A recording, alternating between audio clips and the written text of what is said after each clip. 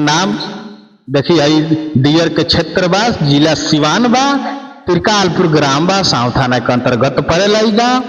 आ जौन बा जवन एगो देसी कलाकार जौन बा जवन सबे के तो बेचते बा, तनी सोचनी है कि इहो के बेचवा ली। एगो तनी हमारा गांव के डॉक्टर जादव के तनी जरूर सबे सुनी कि कौना हिसाब से यहाँ के गावत तनी आनंद लेवल जा, तनी इहो के वायरल वायरल कई जा, तनी एगो गाइज बिया। सरिया गवना के माटी में मिरा दिहलत, सरिया गवना के माटी में मिरा दिहलत, जाने कौन नथिया सैया के पिया दिहलत, जाने कौन नथिया सैया के पिया दिहलत। कब बोले बंगला, कब बोले भोजपुरी, आ बेरी बेरी मुआना नीरे खोता रे चूरी। रतिया मानेला ना रात भर बिता दिहलत, ई मुआना मानेला ना रात भर बिता दिहलत, जाने कौन नतिया सैया के पिया दिहलत, जाने कौन नतिया सैया के पिया दिहलत। होखे दबिहान करब, होखे दबिहान करब ठाकुर से सिकाई, आ दुनु कान धो के क्रिया खियाई।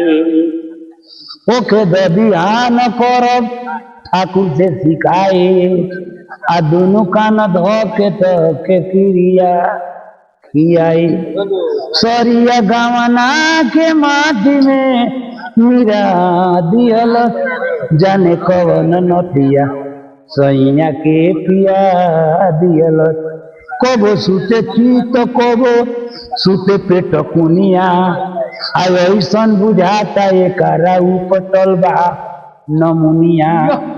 कबो सुते चित, कबो सुते पेट कुनिया, आ ऐसन बुझाता एकरा उपटल बा नमुनिया।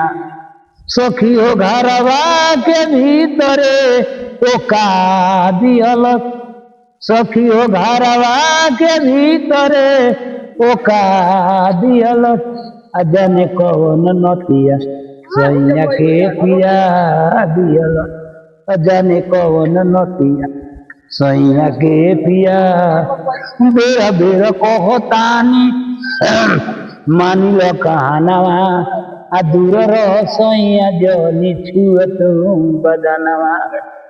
जादो डकटोर के नामवा आशा दिहलत, जादो डकटोर के नामवा आशा दिहलत, आ जाने कौन नथिया सैया के पिया दिहलत।